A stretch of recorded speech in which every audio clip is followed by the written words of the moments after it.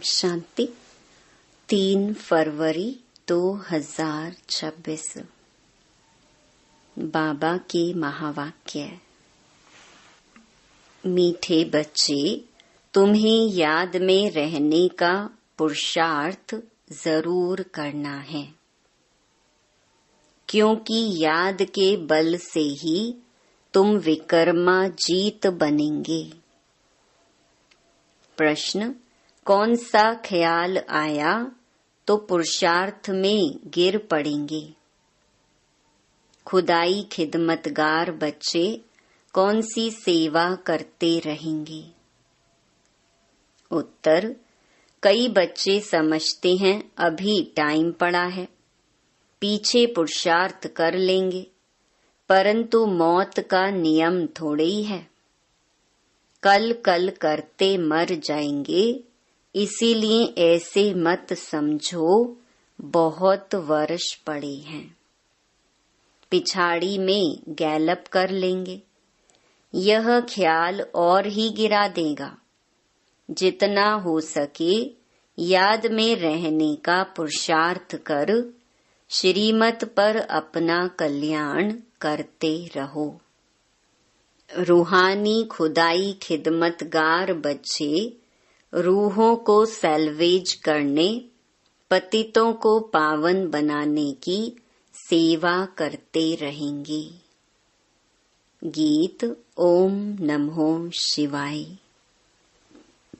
ओम शांति। यह तो बच्चों को समझाया गया है, निराकार बाप साकार बिगर कोई भी कर्म नहीं कर सकते हैं, पार्ट बजा नहीं सकते। रूहानी बाप आकर ब्रह्मा द्वारा रूहानी बच्चों को समझाते हैं। योग बल से ही बच्चों को सतो प्रधान बनना है, फिर सतो प्रधान विश्व का मालिक बनना है। यह बच्चों की बुद्धि में है। कल्प कल्प बाप आकर के राजयोग सिखलाते हैं। ब्रह्मा द्वारा आकर आदि सनातन देवी देवता धर्म की स्थापना करते हैं, यानी मनुष्य को देवता बनाते हैं। मनुष्य जो देवी देवता थे सो अब बदलकर शूद्र पतित बन पड़े हैं। भारत जब पारसपुरी था तो पवित्रता सुख शांति सब थी। यह 5000 वर्ष की बात है। एक्यूरेट हिसाब किताब बाप बैठ समझाते हैं, उनसे ऊंच तो कोई है नहीं। सृष्टि व झाड़ जिसको कल्प वृक्ष कहते हैं, उसके आदि मध्य अंत का राज बाप ही बता सकते हैं। भारत का जो देवी देवता धर्म था वह अब प्रायलोप हो गया है। देवी देवता धर्म तो अभी रहा नहीं है। देवताओं के चित्र जरूर हैं, यह तो भारतवासी जानते हैं। सतयुग में लक्ष्मी नारायण का राज्य था। भल शास्त्रों में यह भूल कर दी है जो श्री कृष्ण को द्वापर में ले गए हैं। बाप ही आकर भूले हुए को पूरा रास्ता बताते हैं। रास्ता बतलाने वाला आता है तो सब आत्माएं मुक्ति धाम में चली जाती हैं। इसीलिए उनको कहा जाता है सर्व का सद्गति दाता। रचता एक ही होता है, एक ही सृष्टि है। वर्ल्ड की हिस्ट्री ज्योग्राफी एक ही है, वह रिपीट होती रहती है। सतयुग त्रेता द्वापर कलयुग, फिर होता है संगम युग। कलयुग में है पतित, सतयुग में है पावन। सतयुग होगा तो जरूर कलयुग विनाश होगा। विनाश से पहले स्थापना होगी। सतयुग में तो स्थापना नहीं होगी। भगवान आएगा ही तब जब पतित दुनिया है। सतयुग तो है ही पावन दुनिया। पतित दुनिया को पावन दुनिया बनाने भगवान को आना पड़ता है। अब बाप सहज से सहज युक्ति बताते हैं।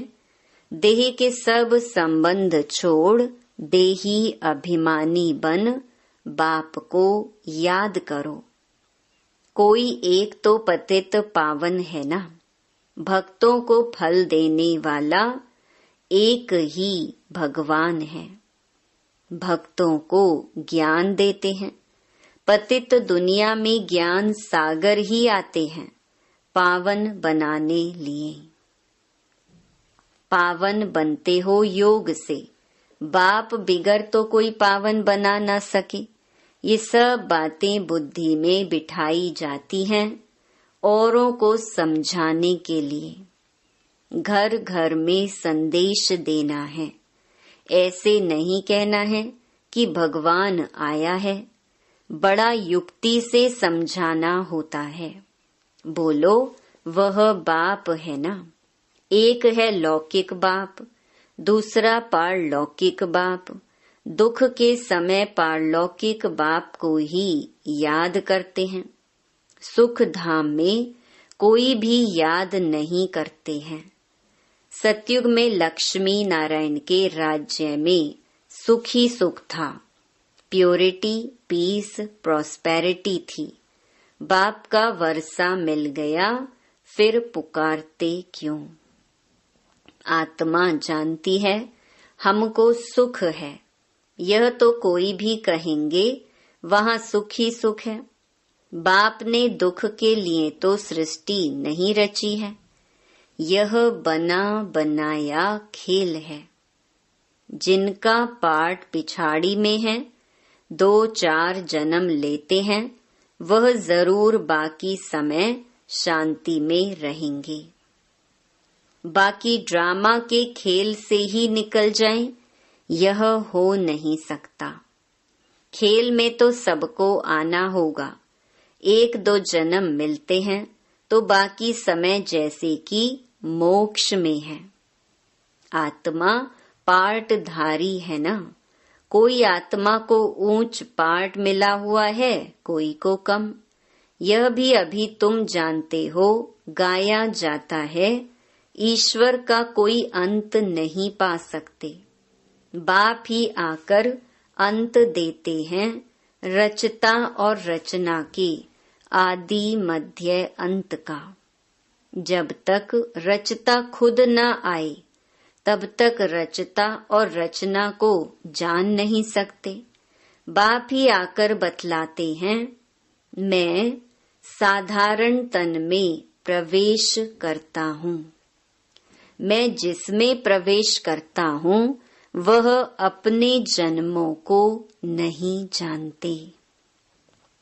उनको बैठ 84 जन्मों की कहानी सुनाता हूँ। कोई के पार्ट में चेंज नहीं हो सकती। यह बना बनाया खेल है। यह भी किसकी बुद्धि में नहीं बैठता है। बुद्धि में तब बैठे जब पवित्र होकर समझे। अच्छी रीति समझने के लिए ही 7 रोज भट्ठी है। भागवत आदि भी 7 दिन रखते हैं। यहाँ भी समझ में आता है कम से कम 7 दिन के सिवाय कोई समझ नहीं सकेंगे। कोई कोई तो अच्छा समझ लेते हैं, कोई कोई तो 7 रोज समझकर भी कुछ नहीं समझते। बुद्धि में बैठता नहीं। कह देते हैं हम तो 7 रोज आया। हमारी बुद्धि में कुछ बैठता नहीं। ऊंच पद पाना नहीं होगा तो बुद्धि में बैठेगा नहीं। अच्छा, फिर भी उनका कल्याण तो हुआ ना। प्रजा तो ऐसे ही बनती है। बाकी राज्य भाग्य लेना उसमें तो गुप्त मेहनत है। बाप को याद करने से ही विकर्म विनाश होते हैं। अब करो ना करो, परंतु बाप का डायरेक्शन यह है। प्यारी वस्तु को तो याद किया जाता है ना।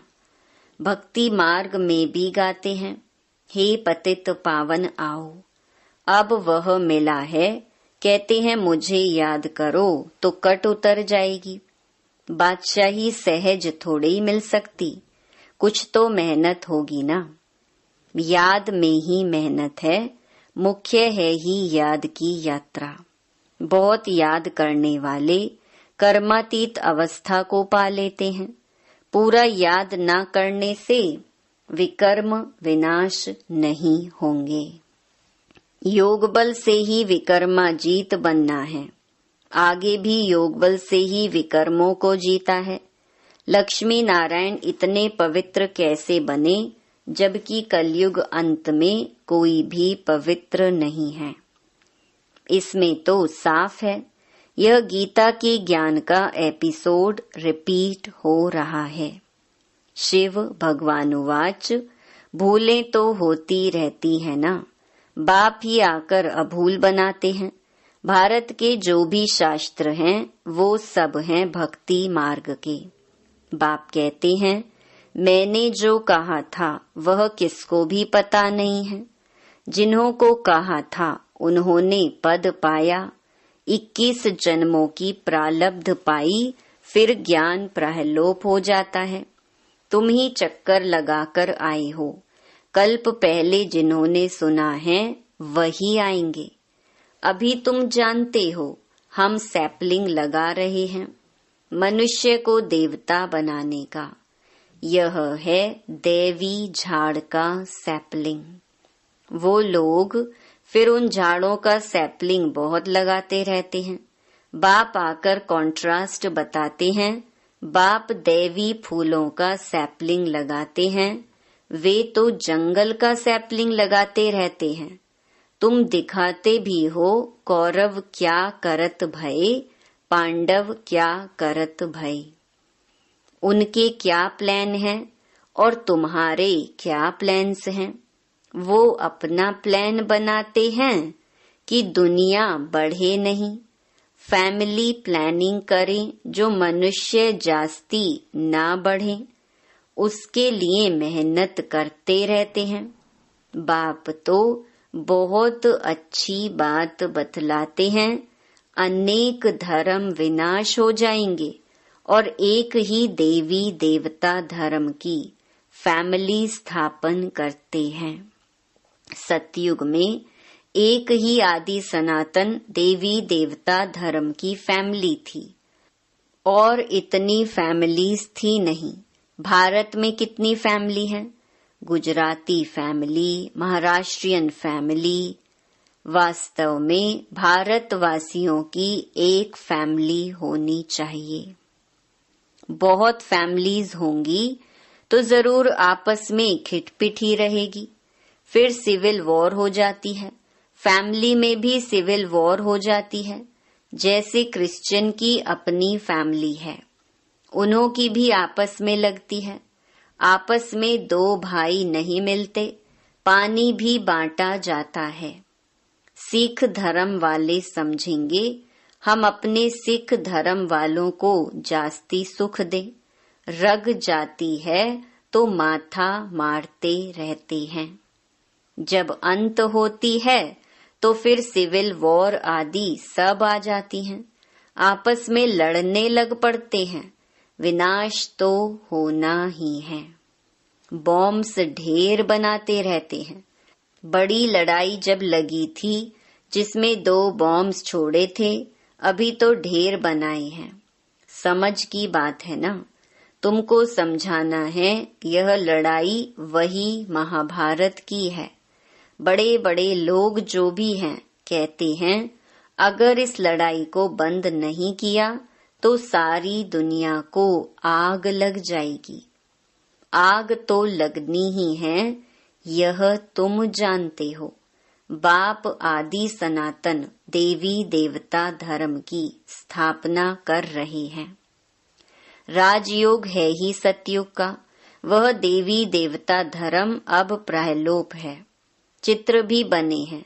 बाप कहते हैं कल्प पहले मुहाफिक जो विघ्न पड़ने होंगे वह पड़ेंगे।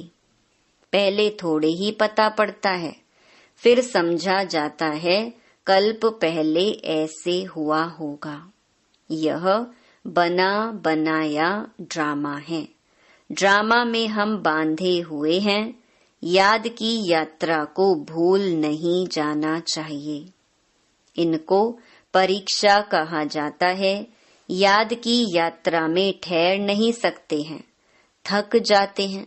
गीत है ना, रात के राही थक मत जाना। इसका अर्थ कोई समझ ना सके।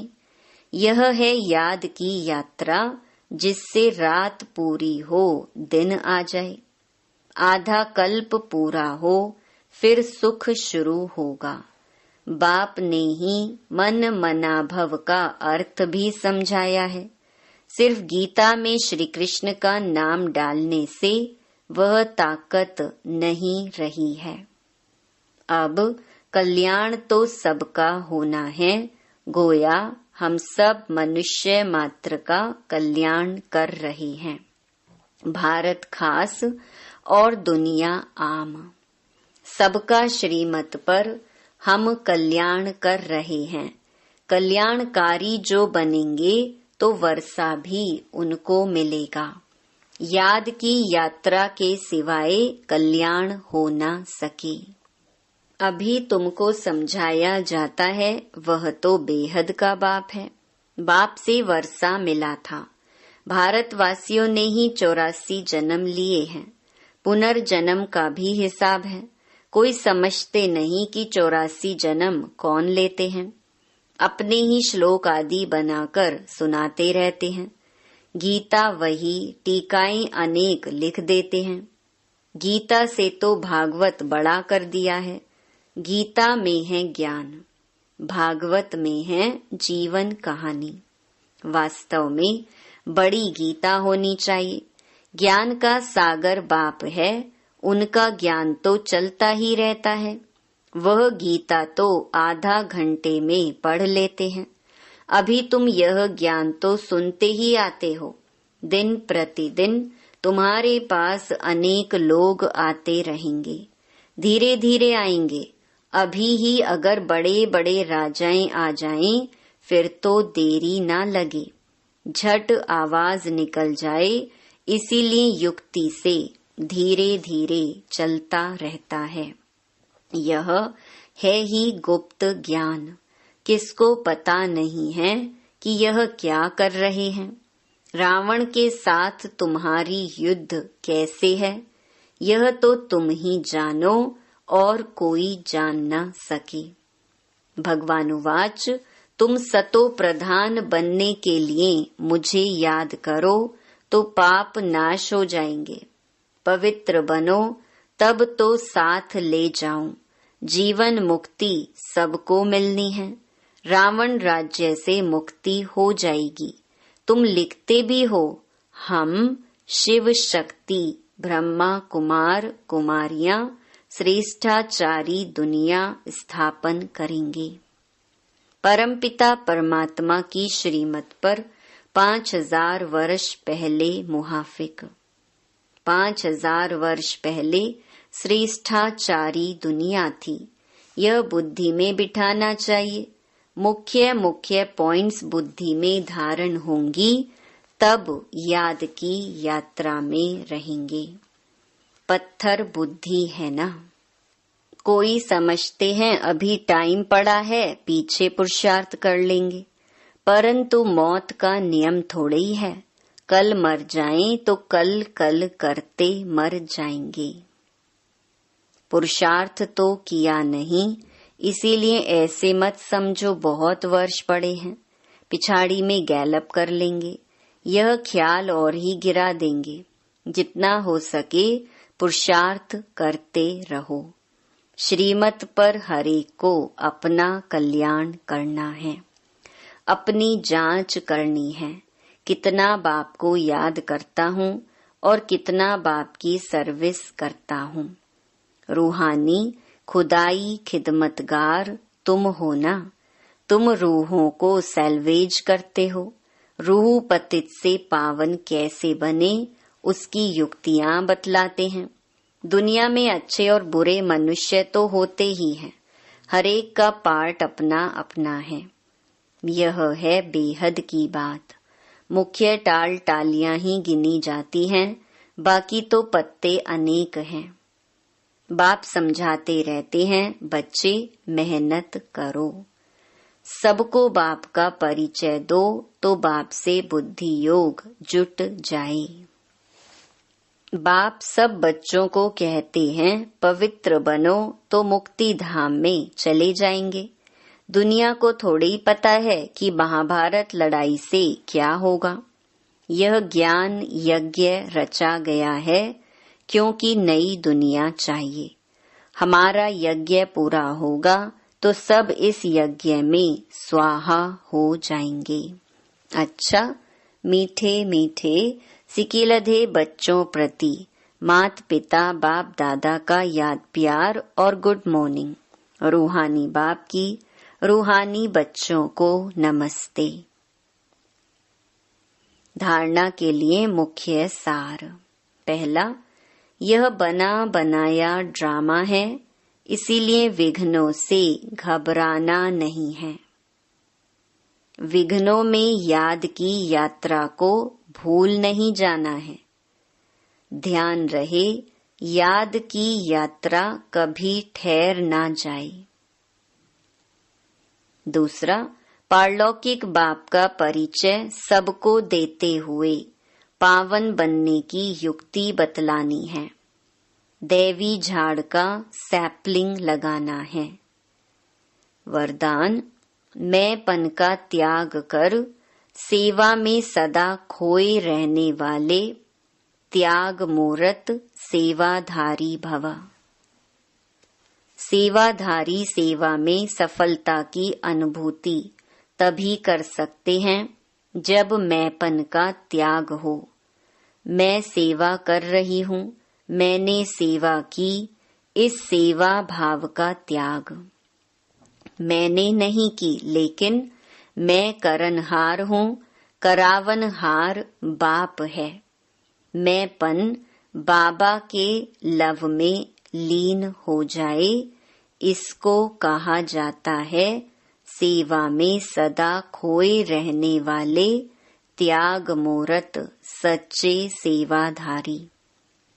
कराने वाला करा रहा है, हम निमित्त हैं। सेवा में मैंपन मिक्स होना अर्थात मोहताज बनना। सच्चे सेवाधारी में यह संस्कार हो नहीं सकते। स्लोगन, व्यर्थ को समाप्त कर दो तो सेवा की ऑफर सामने आएगी। ये अव्यक्त इशारे एकता और विश्वास की विशेषता द्वारा सफलता संपन्न बनो। एकता के लिए स्वयं में समाने की शक्ति चाहिए। इससे दूसरे का संस्कार भी अवश्य शीतल हो जाएगा। सदा एक दो में स्नेह की श्रेष्ठता की भावना से संपर्क में आओ। गुणग्राही बनो तो एकता कायम रह सकती है। आपके संगठन की शुभ भावना अनेक आत्माओं को भावना का फल दिलाने के निमित्त बनेगी। उन्हें नई राह मिलेगी। अच्छा, ओम शांति।